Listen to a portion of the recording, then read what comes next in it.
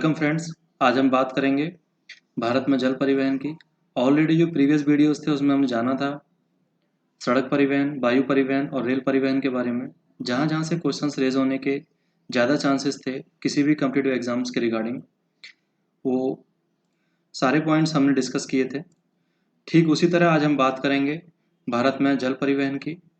जल परिवहन की अगर हम बात करें तो ये परिवहन के साधनों में जितने भी और दूसरे साधन हैं, चाहे वो सड़क परिवहन हो, रेल परिवहन हो, वायु परिवहन हो, ये सबसे प्राचीन साधन है।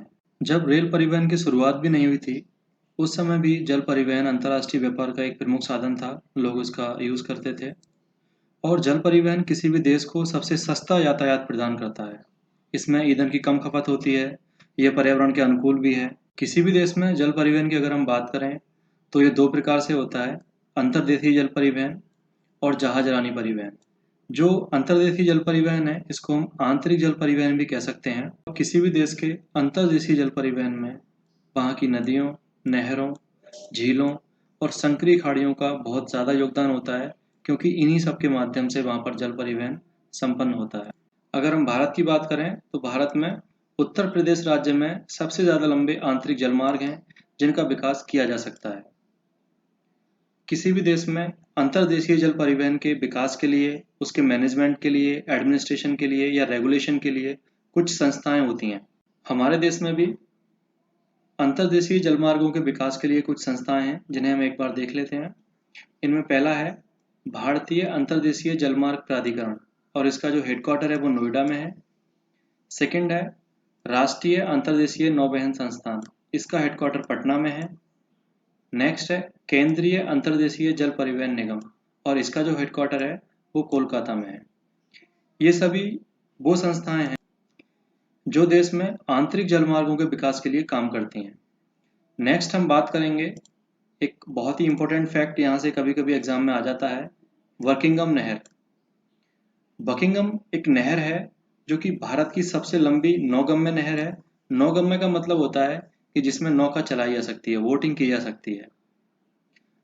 इसका जो निर्माण वर्ष है यानी कि जो इसकी स्थापना हुई थी वो 1806 ईस्वी में हुई थी और इसकी लंबाई 640 किलोमीटर है। अगर हम इसकी बात करें ये कहाँ से कहाँ तक है तो ये आंध्र प्रदेश में एक जगह है विजयवाड़ा, वहाँ से स्टार्ट होती है और तमिलनाडु में चेन्नई तक जाती है। आगे हम बात कर लेते हैं कुछ राष्ट्रीय जलमार्गों की। जैसे कि हमें पता है कि अगर हम सड़क परिवहन की बात करें तो वहाँ पर राष्ट्रीय राजमार्ग होते हैं, और अगर जल परिवहन की बात करेंगे तो अभी एट प्रेजेंट अगर हम बात करें तो हमारे देश में राष्ट्रीय जलमार्गों की जो कुल संख्या है वो 111 है। ये ऑफिशियली अनाउंसमेंट है, जिनमें से कुछ 4-5 राष्ट्रीय जलमार्ग एग्जाम के पॉइंट ऑफ व्यू से बहुत ज़्यादा ज़रूरी हैं, उन्हें हम एक बार देख लेते हैं। इसमें सबसे पहले है राष्ट्रीय जलमार्ग 1। ये उत्तर प्रदेश में प्रयागराज से पश्चिम बंगाल में हल्दिया तक है और गंगा और हुगली दो नदियाँ इसमें महत्वपूर्ण भूमिका निभाती हैं। सेकंड है राष्ट्रीय जलमार्ग 2। ये असम राज्य में सदिया और धुबरी इनके बीच में है और ब्रह्मपुत्र नदी पर है। नेक्स्ट है राष्ट्रीय जलमार्ग 3। ये केरल में कोल्लम से कोटपुरम तक है। राष्ट्रीय जलमार्ग 4 ये आंध्र प्रदेश में एक जगह है काकीनाडा, वहाँ से पुदुचेरी तक गोदावरी और कृष्णा दो नदियों पर है। नेक्स्ट है राष्ट्रीय जलमार्ग 5। ये उड़ीसा राज्य में तलचर और पारादीप इन दोनों के बीच में है। तो ये कुछ इंपॉर्टेंट पॉइंट्स थे भारत में आंतरिक जल परिवहन के रिगार्डिंग। आगे हम बात कर लेते हैं भारत में जहाजरानी परिवहन की। जहाजरानी परिवहन का जो मुख्यतः यूज़ होता है वो भारत में इंपोर्ट एक्सपोर्ट के लिए होता है, आयात निर्यात के लिए। और अगर इसके विकास की बात करें तो 1854 में British India steam navigation company की स्थापना हुई थी, तब से भारत में जहाजरानी परिवहन का विकास स्टार्ट हुआ, शुरू हुआ। और भारत में एक अलग जहाजरानी मंत्रालय का गठन किया गया 2009 में। अगर हम प्रेजेंट टाइम में बात करें तो भारत में जो देश की 7516 किलोमीटर लंबी समुद्री सीमा है, समुद्र तट है, उस पर कुल 13 बड़े बंदरगाह हैं। और ये जो बंदरगाह हैं यहाँ से मुख्यतः आयात और निर्यात किया जाता है। यहाँ एक पॉइंट है नोट करने के लिए, जो हमारी ये 7516 किलोमीटर लंबी सीमा है, अगर हम इसकी बात करें तो ये 9 राज्यों और 4 केंद्र शासित प्रदेशों में फैली हुई है। कौन कौन से स्टेट्स हैं, कौन कौन से यूटीज़ हैं, उनके बारे में एक बार जान लेते हैं। तो इसमें गुजरात, महाराष्ट्र, गोवा, कर्नाटका, केरला, तमिलनाडु, आंध्र प्रदेश, उड़ीसा और वेस्ट बंगाल है। यानी कि भारत का जो समुद्र तट है वो 9 राज्यों से लगता है और 4 केंद्र शासित प्रदेशों से। अगर हम 4 यूटीज की बात करेंगे तो वो कौन कौन से हैं? उनमें अंडमान निकोबार है, लक्षद्वीप, दमन और दीव और पुदुचेरी। तो ये जो भारत की तटरेखा है 7516 किलोमीटर लंबी है और इन 9 राज्यों और 4 केंद्र शासित प्रदेशों से लगती है। भारत के जो 13 बड़े बंदरगाह हैं इनमें से 6 पश्चिमी तट पर हैं, 6 पूर्वी तट पर हैं और जो एक है वो अंडमान निकोबार की जो राजधानी है, कैपिटल है पोर्ट ब्लेयर, वहां पर है। पहले हम बात कर लेते हैं जो पश्चिमी तट के 6 बंदरगाह हैं वो कौन कौन से हैं और उनकी क्या क्या स्पेसिफिकेशंस हैं उनके बारे में भी जानेंगे, क्योंकि मोस्टली एग्जाम से यहाँ से क्वेश्चंस पुट अप होते हैं। यहाँ हम सबसे पहले बात करेंगे कांडला बंदरगाह, ये गुजरात राज्य में है। ये मोस्टली आयात पत्तन है, यानी कि सबसे ज़्यादा यहाँ पर इम्पोर्ट किया जाता है और नॉर्थ इंडिया की अगर हम बात करें तो वहाँ पर सप्लाई करने वाला ये भारत का सबसे बड़ा बंदरगाह है। और कांडला एक ज्वारीय बंदरगाह है जिसे मुक्त व्यापार क्षेत्र घोषित किया गया है। इसमें नेक्स्ट है मुंबई बंदरगाह, ये महाराष्ट्र में है।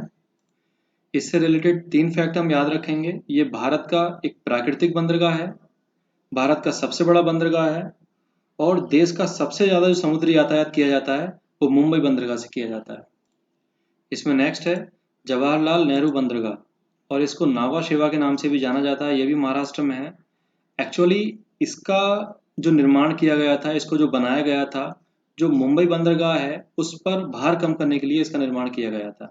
यानी कि हम कह सकते हैं ये मुंबई बंदरगाह का सहायक पत्तन है और ये भारत का सबसे बड़ा कृत्रिम बंदरगाह है। नेक्स्ट है मर्मुगांव, ये जो बंदरगाह है ये गोवा राज्य में है पश्चिमी तट पर और ये जुआरी नदी के तट पर है। गोवा में एक नदी है जुआरी, उस नदी के तट पर है और ये भी एक प्राकृतिक बंदरगाह है। इसमें नेक्स्ट है न्यू मंगलोर बंदरगाह, ये कर्नाटक राज्य में है। इसका जो मोस्टली यूज़ होता है, कर्नाटक राज्य में एक लौह अयस्क की खान है और उसका नाम है कुदरमुख। वहाँ से जो लौह अयस्क निकलता है उसके निर्यात के लिए मोस्टली इसका यूज़ किया जाता है। इसमें नेक्स्ट है कोचीन बंदरगाह, ये केरल राज्य में है। ये भी एक प्राकृतिक बंदरगाह है और ये जो बंदरगाह है ये एक लैगून पर स्थित है और यहीं पर कोचीन शिपयार्ड लिमिटेड है जो कि भारत का सबसे बड़ा शिपयार्ड है। आगे हम बात करेंगे भारत के पूर्वी तट पर जो बंदरगाह हैं उनके बारे में। इसमें सबसे पहले है तूतीकोरन बंदरगाह, ये तमिलनाडु राज्य में है।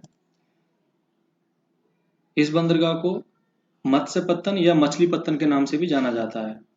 यहाँ पर नेक्स्ट है चेन्नई, ये बंदरगाह तमिलनाडु राज्य में है और ये पूर्वी तट पर देश का सबसे पुराना बंदरगाह है। चेन्नई बंदरगाह एक कृत्रिम यानी कि मानव निर्मित और खुला सागरीय बंदरगाह है। एन्नौर या कामराज, ये जो बंदरगाह है ये तमिलनाडु राज्य में है। इस बंदरगाह का जो निर्माण किया गया था, इसको जो शुरू किया गया था वो मोस्टली जो तमिलनाडु में चेन्नई बंदरगाह है उसके ऊपर जो भार का दबाव था उसको कम करने के लिए किया गया था और इसको कामराज नाम इसलिए दिया गया क्योंकि तमिलनाडु में पहले एक मुख्यमंत्री थे के कामराज, उनके नाम पर इसे कामराज बंदरगाह भी बोला जाता है। ये देश का सबसे बड़ा कंप्यूटराइज्ड बंदरगाह है और कामराज बंदरगाह का जो निर्माण किया गया, इसका जो विकास किया गया वो एशियाई विकास बैंक की सहायता से किया गया था। इसमें नेक्स्ट है विशाखापट्टनम बंदरगाह, ये बंदरगाह आंध्र प्रदेश में है। ये देश का सबसे गहरा बंदरगाह है और ये एक प्राकृतिक बंदरगाह है और जो डॉल्फिन नोज नाम की एक पहाड़ी है वो भी विशाखापट्टनम जो पोर्ट है बंदरगाह है यहीं पर है। यहाँ पर नेक्स्ट है पारादीप बंदरगाह, ये उड़ीसा स्टेट में है। नेक्स्ट है कोलकाता हल्दिया बंदरगाह, ये एक्चुअली 2 बंदरगाह हैं, कोलकाता और हल्दिया। कोलकाता जो बंदरगाह है ये समुद्र तट पर ना होकर अंदर नदी के किनारे है, हुगली नदी है उसके किनारे पर है और इस तरह एक नदी पत्तन है। दूसरा है हल्दिया, हल्दिया जो बंदरगाह है कोलकाता बंदरगाह का एक सहायक बंदरगाह है और इन दोनों को मिलाकर बोलते हैं कोलकाता हल्दिया बंदरगाह। ये दोनों ही बंदरगाह पश्चिम बंगाल राज्य में है। कोलकाता बंदर का जो इसका जो समुद्री पोताश्रय है जहाँ पर जहाज खड़े होते हैं उसे डायमंड हार्बर के नाम से जाना जाता है। ये एक इम्पोर्टेंट फैक्ट है इसका। तो ये पूर्वी तट के 6 बंदरगाह थे तो जो बड़े 13 बंदरगाह हैं भारत में, उनमें से 6 पश्चिमी तट पर हैं, उनके बारे में हमने डिस्कस किया। उसके बाद में हमने बात की पूर्वी तट के 6 बंदरगाहों की। इसके अलावा ये 12 बंदरगाह हो गए। इसके अलावा एक बंदरगाह और है जो कि अंडमान निकोबार की राजधानी पोर्ट ब्लेयर में है। पोर्ट ब्लेयर जो सी पोर्ट है, ये 2010 में स्टार्ट हुआ था। तो इस तरह से हमने भारत के 13 बड़े जो बंदरगाह हैं, इम्पोर्टेंट सी पोर्ट्स हैं, उनके बारे में जाना। तो इस तरह से अभी ट्रांसपोर्टेशन का ये चैप्टर पूरा हो गया। यहाँ हमने सड़क परिवहन, वायु परिवहन, रेल परिवहन और जल परिवहन के बारे में जाना। तो एग्जाम के पॉइंट ऑफ व्यू से जहाँ जहाँ से क्वेश्चंस रेज हो सकते थे, हमने वो पूरा डिटेल में डिस्कस किया है। ट्रांसपोर्टेशन के रिगार्डिंग जो भी इंफॉर्मेशन आपको इन वीडियोस में बताई है, एक बार अगर इस सबको आप अगर मैप में ड्रॉ करेंगे तो आपको आसानी से याद भी हो जाएगा। तो thank you for watching this video.